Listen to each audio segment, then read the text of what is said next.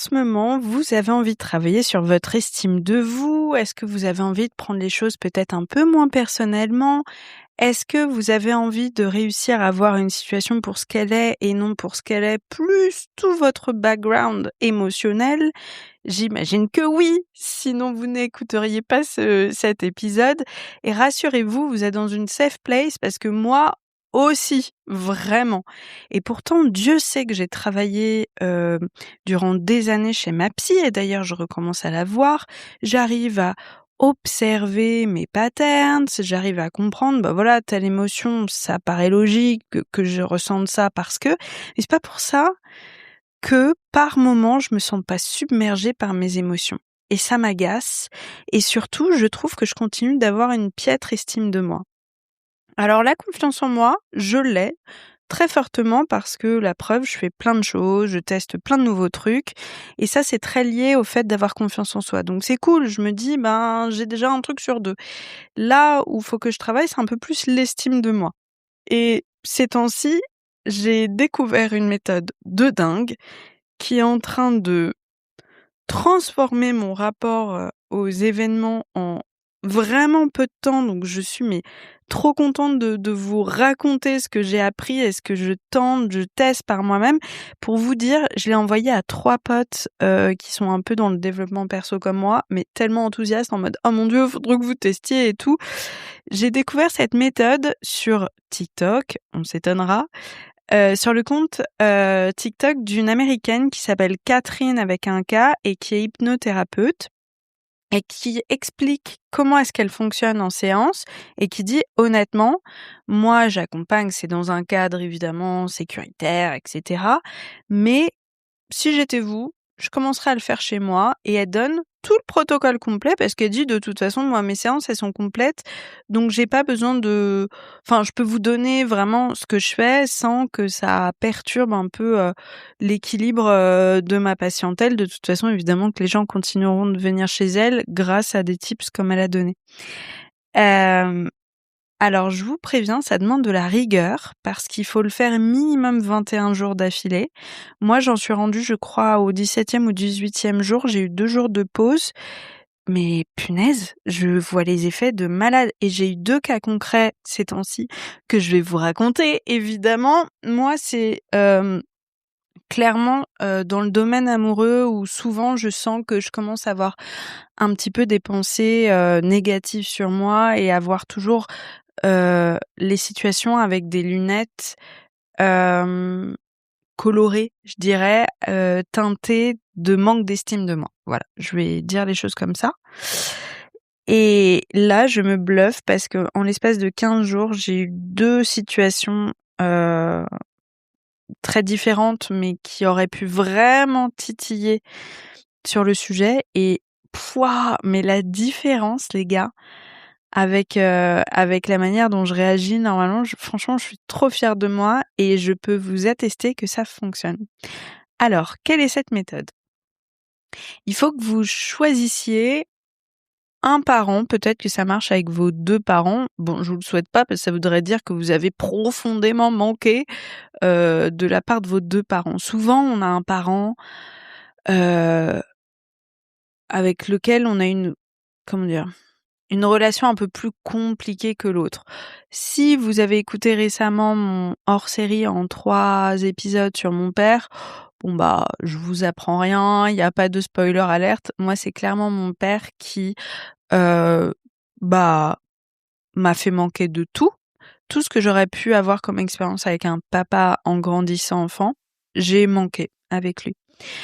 Ça peut être une maman qui a qui est très présente physiquement, mais qui peut avoir des phrases très dures, des parents qui vous aiment très fort, mais qui travaillent énormément et qui vous ont, fait manquer, de plein de moments, en famille, comme les autres familles. Voyez, vous choisissez un peu ce dont votre petit enfant intérieur, il a besoin.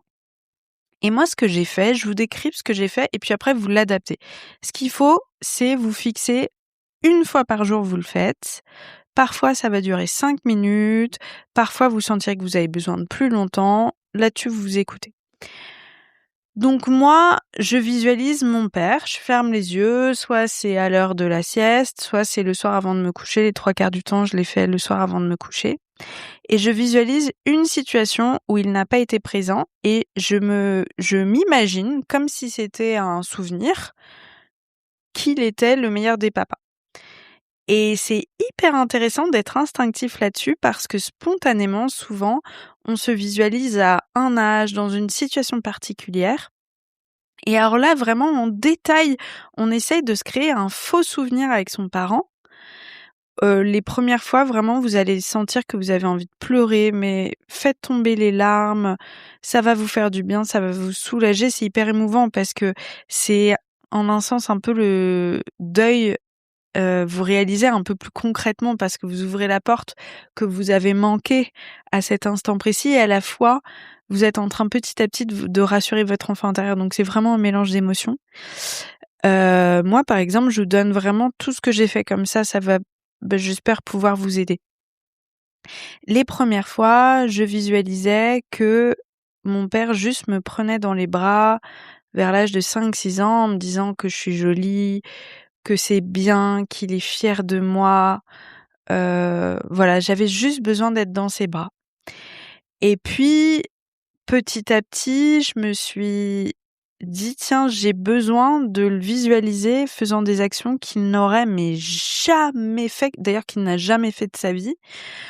Comme par exemple, petite, je faisais de la danse. Je me suis imaginé que mon père, il restait pendant une séance de danse ou alors qu'il venait me chercher à une séance de danse, qu'il m'observait, qui encore une fois, qu'il était fier de moi, qui parlait avec les parents d'élèves autour, qui connectait, qu'il était gentil, qu'il était doux, qu'il prenait ma main, qu'il prenait mon cartable. Je l'ai visualisé venir me chercher à l'école, j'ai visualisé lors de séances de parents-élèves et puis petit à petit, j'ai senti que, un soir, spontanément, j'avais le besoin d'être un tout petit bébé et d'imaginer que mon père a voulu faire du pot à pot avec moi, que mon père a voulu, se réveiller la nuit parce que je pleurais. J'ai essayé d'imaginer toutes les situations possibles que mon père aurait dû faire et que mon père n'a jamais fait. Pour tout vous dire, de toute mon enfance, il a accepté à contre-cœur de venir une fois me chercher à la crèche lorsque mes parents vivaient encore ensemble et une fois il a été à un gala quand j'avais 16 ans et que je chantais. C'est les 2 seules actions qu'il ait faites pour moi, de toute mon enfance. Donc j'ai énormément manqué de moments, de paroles, de tendresse, de présence, d'attention, d'envie de bien faire, de tout ce qui construit un enfant. Et donc tous les soirs, je me fais ça et mon père, le souvenir, en plus mon père est décédé, le souvenir de, voilà, mon père qui a, je lui invente une autre personnalité très douce, très présente, qui a très envie d'être, présent et investi dans la vie de sa fille, qui est tendre, qui, nettoie si je me suis fait un bobo, qui met un pansement, enfin, voyez tous ces gestes-là et tous les jours, je le fais et vraiment je m'oblige à le faire, même les jours où ça va bien. Et j'ai commencé à observer, les gars, que j'avais des réactions beaucoup plus sécures face aux situations parce que j'ai l'impression que c'est en train de remplir un vide d'amour, dont j'ai profondément manqué et que par conséquent, puisque je ne manque plus de ça, c'est comme si face à ces situations, je suis en mode: «Mais moi je m'en fous en fait. Mes 2 parents, ils m'aiment de ouf, ils ont tout fait pour moi, tu es qui toi pour me manquer de respect?» Vous voyez ce que je veux dire? La première situation et c'est quand même hilarant et raconte je vous raconterai, pardon, d'ici quelques temps, en détail parce que c'est un peu une histoire de fou. Mais je parlais à un mec, qui n'habite pas en France depuis des mois. On se parlait quotidiennement, le truc que j'aurais jamais fait par ailleurs, mais je vous expliquerai la situation et cetera. Vous comprendrez et on se parlait quotidiennement parce qu'il devait venir, à Paris. Au départ, il devait venir en mai, puis ça a été décalé et cetera et donc on se parlait tous les jours et le mec m'a ghosté il y a 2 semaines. Gros con, quoi. Et vraiment, normalement, ma réaction et je vous dis ça, c'est très drôle parce qu'il m'a renvoyé un message aujourd'hui et ma réaction, pareil, elle est très étonnante par rapport à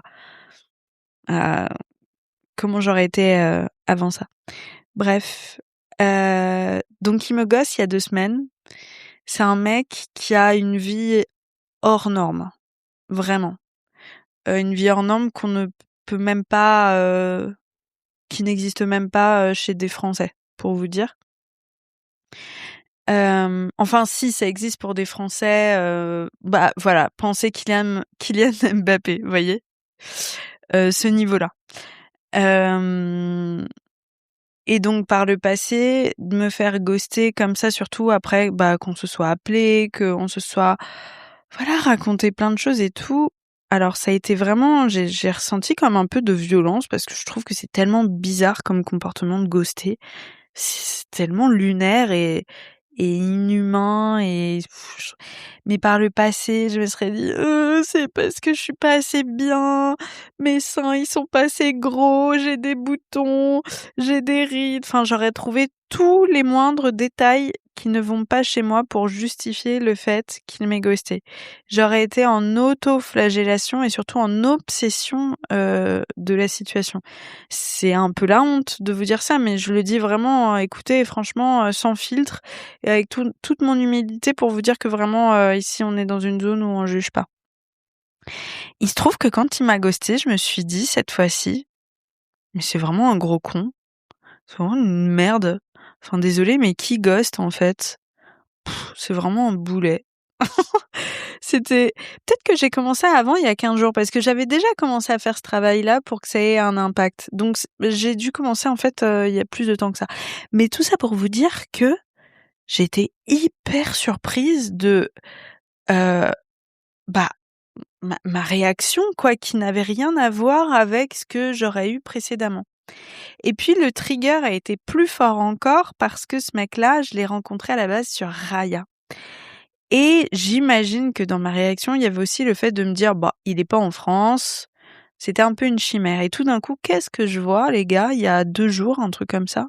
Qu'il est à Paris le bâtard. Et hier soir, qu'est-ce que je vois? Qu'il est dans mon quartier le bâtard.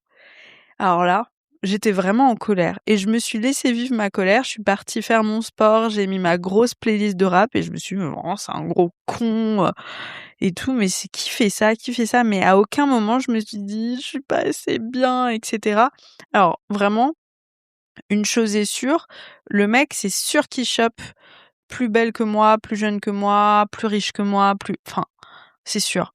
Mais dans l'eau, je lui plaisais, point. Donc en fait, c'est même pas un des pensées que j'aurais dû avoir, heu, de me questionner et de me remettre en question. C'est son problème. Si je lui plais, je vais pas commencer à me remettre en question de pourquoi est-ce que je lui plais ou pourquoi est-ce que je lui plais plus, en fait. Et et ce qui est très drôle, c'est qu'il m'a envoyé un message aujourd'hui pour savoir ce que je fais ce soir. Il part demain et je suis hyper sereine. Enfin, en fait, je lui ai dit: «Bah, je suis désolée, mais je vois mes copines ce soir». Et genre vraiment, je sais, mais je sais les gars que cet hiver, je me serais dit: «Mais pourquoi? Pourquoi ça tombe ce soir?» Enfin voilà, je me serais fait un monde. En plus, je suis quelqu'un de très romantique, très nostalgique, j'hyper focus, voilà, bon, je suis comme ça.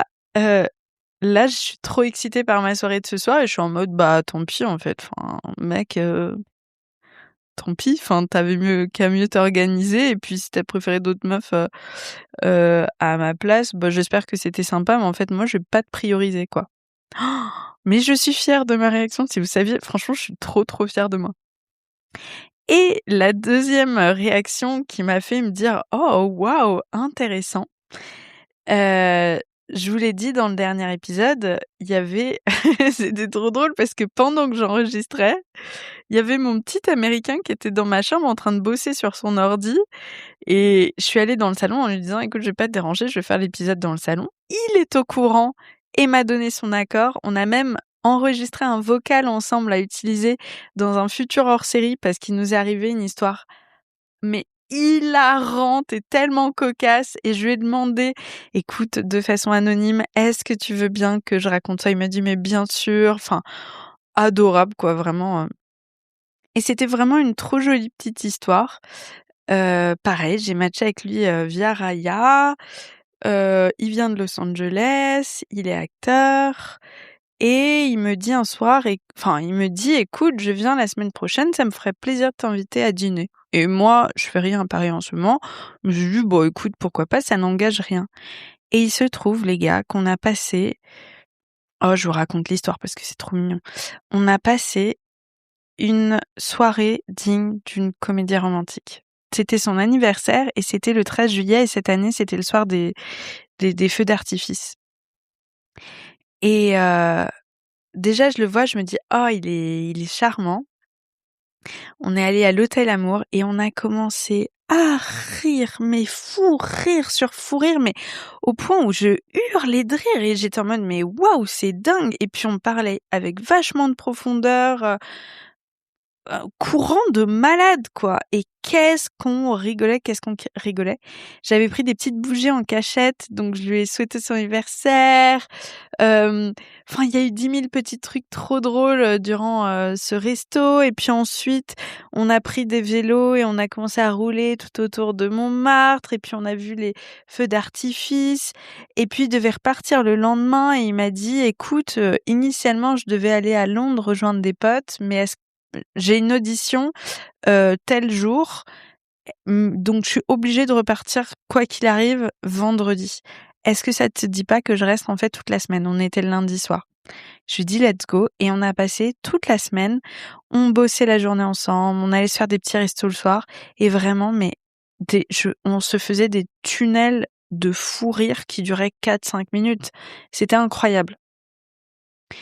Et en se quittant, bon, moi, j'étais un petit peu tristoune, mais j'avais le sentiment que c'était une jolie petite histoire qui n'avait pas de but d'être prolongée parce que très certainement qu'en étant prolongée, on se ferait du mal, alors que là, on restait sur une note de c'est quelque chose de vraiment joli qu'on a vécu.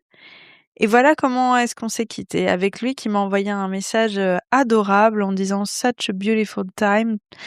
Merci pour ces moments passés ensemble, merci de m'avoir laisser l'espace d'être vulnérable. Enfin, vraiment, c'était un très joli message et puis moi, je lui ai dit, «Merci, de m'avoir fait me sentir safe et d'avoir ri, avec quelqu'un comme, jamais». Je suis d'accord, c'était vraiment un beau moment ensemble et puis dans ma tête, je me suis dit: «Bah, voilà, c'est terminé».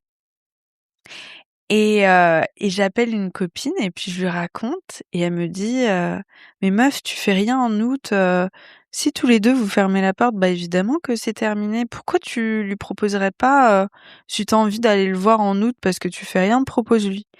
Je me dis: «Ouais, c'est vrai, c'est pas con ça, en vrai, je fais rien en août», et donc je lui ai envoyé un message et son message était adorable, mais bah, j'ai senti que notre date de péremption, en fait, elle était passée. Et je me suis sentie hyper à l'aise avec ça. Je sais pas comment dire. J'ai senti encore une fois que ça ne remettait en rien ma valeur, ça ne remettait absolument pas en cause ces jolis moments qu'on a vécus, qu'il avait décidé de poursuivre, bah, voilà, sa vie, sur un autre fuseau horaire littéralement, mais que ça ne remettait pas en cause ma valeur ni ce qu'on avait vécu, quoi. Et je sais qu'avant ça, je me serais sûrement posé beaucoup de questions et là, j'étais en mode: «OK, je suis sereine, en fait». Et ça m'a vraiment, vraiment étonnée d'observer ma pensée et de passer assez rapidement à autre chose et de me dire: «Oh, je suis bien, en fait, vraiment, je suis bien dans ma peau». Hem, Waouh, mais les gars, mais quel changement, et ça, c'est parce que je m'oblige tous les jours à avoir ce petit exercice de, bah, réparer, tous ces petits manquements enfants. Et voyez, ce mec, qui m'a ghosté et qui vient de revenir là, d'ailleurs il m'a pas répondu, ça m'étonnerait pas que le gars me réponde pas vu que je lui ai dit que je pouvais pas ce soir. Et ben, je me suis même dit: «Bah franchement, moi maintenant j'aime bien que les mecs ils soient, gentlemen».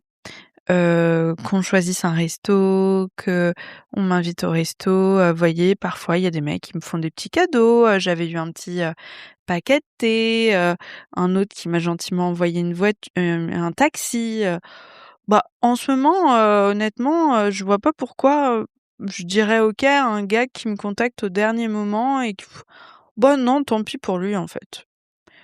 Et ça, j'aurais beaucoup, beaucoup douté de moi, je crois, et j'aurais pas osé, en fait, écouter ce dont j'avais envie et besoin parce que, pas assez de sécurité intérieure.